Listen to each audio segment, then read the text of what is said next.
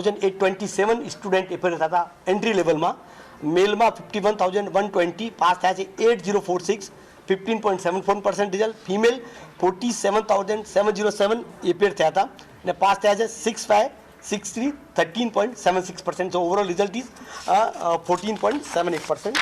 રેન્કર્સ પહેલી વાર ડિક્લેર કર્યા છે ફાઉન્ડેશનમાં. જે એલ રાજલક્ષ્મી ચેન્નઈની છે એ ફર્સ્ટ રેન્કર છે. સેકન્ડ રેન્ક પ્રેમ અગ્રવાલ સુરતથી છે. થર્ડ રેન્ક નીલ રાજેશભાઈ શાહ મુંબઈથી છે. Now I hand over charge to the chairman of Ahmedabad branch, Neerav Agrawal, for the Ahmedabad center's result.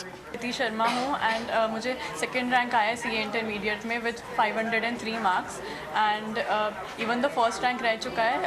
Still मेरे को लगता है कि द ओनली फॉल्ट इज़ कि लॉ में मैंने इतनी ज़्यादा शायद से या तो मेहनत नहीं की या तो फिर जो एग्ज़ाम था वो मेरे लिए पर्टिकुलरली लॉ ज़्यादा हार्ड आया था. एंड मैंने ये इंश्योर किया कि डेली 8 to 10 आवर्स तो पढ़ना ही है विदाउट डिफ़ॉल्ट एंड कुछ भी हो जाए एक पैटर्न के साथ में पढ़ाई करनी है कि હું બોધ ગ્રુપની વાત કરું તો ઓલ ઓવર ઇન્ડિયાનું જે 10%નું રિઝલ્ટ છે એની સરખામણીમાં અમદાવાદનું રિઝલ્ટ છે 12.35% અને ગ્રુપ 1માં 9.43% રિઝલ્ટ છે એની સામે 9.58% રિઝલ્ટ છે ઇન્ટરનું. હવે જો સીએ ફાઇનલની આપણે વાત કરીએ તો સીએ ફાઇનલમાં ઓલ ઓવર ઇન્ડિયા લેવલમાં જે બોધ ગ્રુપ પાસ થયા છે એનું રિઝલ્ટ છે 16.23%.